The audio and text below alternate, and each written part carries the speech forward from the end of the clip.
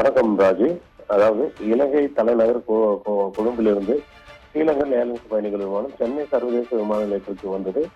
அதில் வந்த பயணிகளை சென்னை விமான சுகாதாரத்துறை அதிகாரிகள் கண்காணித்து அவர்களில் யாருக்காவது காய்ச்சல் மற்றும் உடலில் கொப்பளங்கள் போன்றவைகள் மாற்றங்கள் இருக்கிறதா என்று ஆய்வு செய்து கொண்டு அனுப்பி கொண்டிருந்தனர்.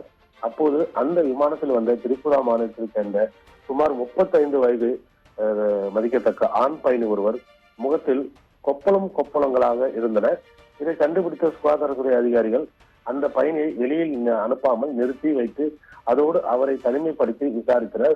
அப்போது அந்த திரிபுரா மாநிலத்தை சேர்ந்த அந்த பயணி சுகாதாரத்துறை அதிகாரியிடம், நான் இலங்கைக்கு சுற்றுலா பயணியாக சென்றிருந்தேன், அங்கு அழகு சாதன கிரீம் என்று விற்பனை செய்தனர், அதனை வாங்கி என் முகத்தில் தடவினேன், இந்த போல் கொப்பளங்கள் வந்துவிட்டது என்று கூறினார். ஆனால் சுகாதாரத்துறை அதிகாரிகள் திரிபுரா மாநில பயணி கூறியதை முழுமையாக நம்பவில்லை. இவருக்கு முகம் உடலில் ஏற்பட்டுள்ள கொப்பளங்கள் குரங்கு அம்மையாக இருக்கலாமா என்ற சந்தேகம் ஏற்பட்டது.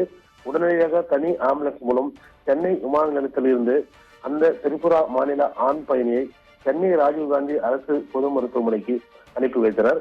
அங்கு உள்ள சிறப்பு தனி வார்டில் அனுமதிக்கப்பட்டு அவருக்கு மருத்துவ பரிசோதனைகள் நடைபெற்று வருகிறது.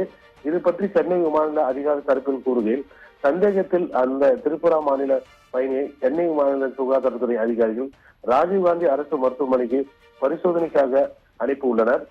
பரிசோதனை முடிவில் தான் அது பற்றிய முழு விவரம் தெரிய வரும். ஆனால் அவருக்கு குரங்கு அம்மை நோய்க்கான வாய்ப்பு மிகவும் குறைவு. அவர் கூறியது போல் அழகு சாதன கிரீம் என்று வாங்கி தடவியதில் ஏற்பட்ட கொப்பளங்களாக தான் இருக்கலாம் என வாய்ப்பு உள்ளது. எனவே பயணிகள் யாரும் அச்சப்பட வேண்டிய இல்லை என்றும் கூறுகின்றனர் ராஜி.